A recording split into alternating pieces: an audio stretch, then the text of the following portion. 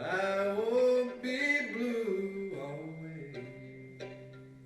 That sun's gonna shine in my back door someday. All alone at midnight,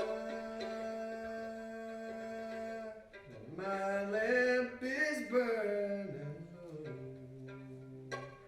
I ain't never had so much trouble in my life before.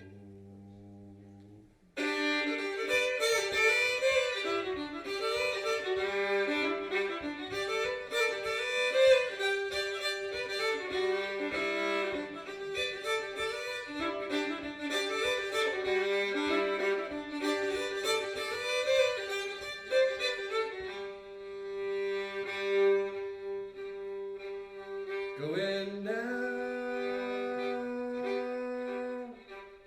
to the river,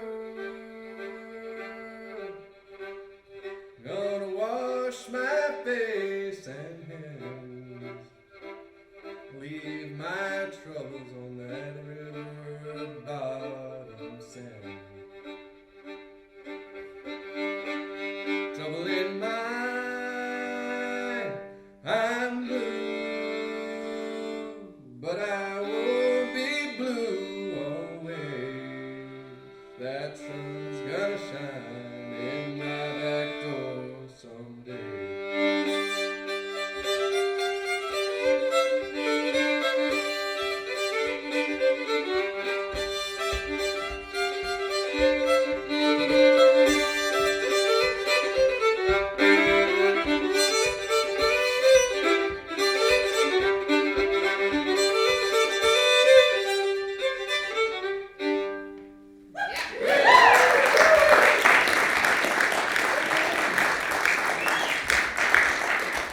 Welcome, folks. I begin with a song, with acknowledgments, with hope, and a mess of problems. I begin with a song called Trouble in Mind, and I hear Roscoe Holcomb's banjo stretch a root chord through the opening lines as he reframes the blues with a high, lonesome sound. I begin with a song called Trouble in Mind, and I hear Sam Chapman holding that same root chord in the year before I was born, decades after the Mississippi Sheiks records were contained within race record catalogs. I begin with a song called Trouble in Mind and Trouble on My Mind, and I trace John Salyer's crooked resonant divisions of time. I begin with a song called Trouble in Mind, and I'm so thankful that we can celebrate Nina Simone as one of the critical voices who speaks from and to this Appalachian area. I begin with an acknowledgement that much of the music that resonates with me and perhaps with us was born out of trauma and comes to us today through processes of misrepresentation and violation. And here at the beginning, I'm inspired by the practice of acknowledging Native peoples and making overtly clear the violence of colonialization. So first, I acknowledge the traditional custodians of the land where we sit here on the campus of East Tennessee State University, the Eastern Band of the Cherokee or Jolly and the Yuchi people. And I pay respect to their elders, past, present, and emerging. So in addition to acknowledging first peoples of this and other lands, I ask us here at the beginning to think about the people whose musical labors in the past and the present are the seed and shoots of string band vines, true or otherwise, that inspire and challenge us as musicians, scholars, and teachers. Many of these people have not been compensated or honored for their labor. As I sit here near where Tennessee touches Virginia and North Carolina, I think, along with you, I can remember folks like Howard Armstrong, Leslie Riddle, Sally Ann Forrester, Dink Roberts, Murph Gribble, and many more musicians whose art, work, play, and lives were constrained or redirected because of their skin color, gender, or origin. I think of people of all backgrounds whose art, work, play, and lives were subject to the extractive practices of A&R men, folklorists, and other agents of cultural appropriation, caricature, and exploitation. So, string band music, past, present, and future, contains the thorns of violence but I think also the seed of hope. I begin with a song that we changed. We just needed a more hopeful last verse. So my wife Emily and I imagined the river as a place not only for despair, where you can drag your rocking chair, but a place for cleansing and renewal. And it's my hope that creating something new, finding a river, drawing water from it, we're making a new channel for it, maybe making a string band summit, could bring together performers, teachers, and scholars to spark and sustain the kind of productive dialogue and collaboration that might start to marginalize exclusion and open spaces for collaboration and understanding. Is this a lofty goal? Sure. But look around. This is a group of amazing people. And people who are changing the world as artists, researchers, and even as teachers.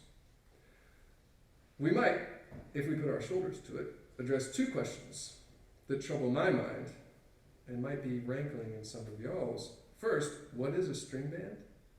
We're here under the auspices of this logo that's going to appear at some point. What utility does exploring this category afford us? How far does it extend? I think that's a question that I'm hoping we can explore through the weekend. Secondly, what do we do with string band music? What do we do with the rich traditions, the corrosive legacies, the troubled presents, and possible futures? So I'm hoping this weekend we can tussle with these questions, problems, and possibilities, and along the way there may be some passionate discussion. Here we want to have an open, respectful, and productive conversation, so I'd like us to agree to some ground rules, if that's okay. Be respectful. Everyone deserves to be heard. One person speaks at a time. Speak for yourself, not for others. If you're offended or uncomfortable, please say so and say why. Disagreements are okay and likely. We ask that we don't make those personal. Stick to the issue, and also help the moderators to keep discussion moving and on track, and be considerate of the time frames that we're all working within. Now, we're in a thick part of the calendar, and we are on a schedule, right? There's a lot going on these days, and I want to thank all of you, presenters, attendees, the organizing team, volunteers, everyone who's dialing in, for making time and space to be here. We're in the middle of Ramadan, Easter, and Passover. There's a lot happening in all different ways here, and it's almost the end of the semester, so all these different schedules and years that we cycle through. I think right now, in the spring of this year in particular, this might be a good time to step back and think about how things are going and how they should proceed. And I hope we can do some of that this weekend. All right, final acknowledgments. This event is being hosted by Bluegrass, Old Time, and Roots Music Studies at East Tennessee State University. That's one of the places where I live here. And many thanks to the director, Dan Boner, who I think is playing quadruple fiddle somewhere close by, rehearsing or recovering from it. And also I want to thank our department chair, Ron Roach. I also spend some of my time in the Department of Appalachian Studies here on campus. So thanks to both of those folks. Without them, this event wouldn't really be taking place. They've supported the idea from the beginning, and I'm grateful for it. Events today and tomorrow are hosted by the Language and Culture Resource Center and the Corazon Latino Festival. And that's going to be going on tomorrow downtown at the Pavilion. It's going to be awesome. Other events are funded in part by the Mary B. Martin School of the Arts, the Center for Popular Music at Middle Tennessee State University, and the IBMA Foundation. And we also have some support from Visit Johnson City. They help provide these bags, and there's going to be some pastries to nibble on from them later as well. So many thanks to all these folks who helped make this possible with time and labor and with funds. And thanks specifically to the program committee and the steering committee. The members are listed on the back of the letter that was out there for y'all. And even more thanks to Appalachian Studies graduate assistant Christiane Evans, who has run social media, coordinated housing, and kept track of registration. And then without Leslie Smith and Teresa Owens, who are working on the administrative and financial stuff, we would have been dead in the water. So many thanks to all the work that went to figure out how to do things and making them happen. And also to Charlotte and all the other volunteers who have stepped in to put some wheels on the road. And I also want to thank the members of the roundtable that started to form, that is going to form up here on stage here in a minute. We didn't start the conference planning with a theme in mind, other than this general idea of crossing boundaries or moving through or across divisions of genre, geography, and job title.